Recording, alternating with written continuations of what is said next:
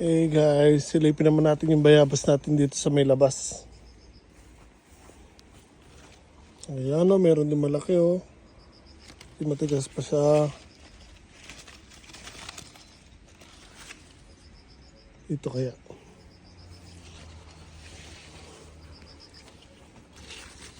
Ayun o. Tigas pa. Ito medyo matigas pa. Meron din isa dito sa kabila. Ayun. Pwede na yan pero hindi mo natin kukunin. Dito kaya. Minsan kahit maliliit pa malambot na. Pwede na. Medyo malambot na yung isa.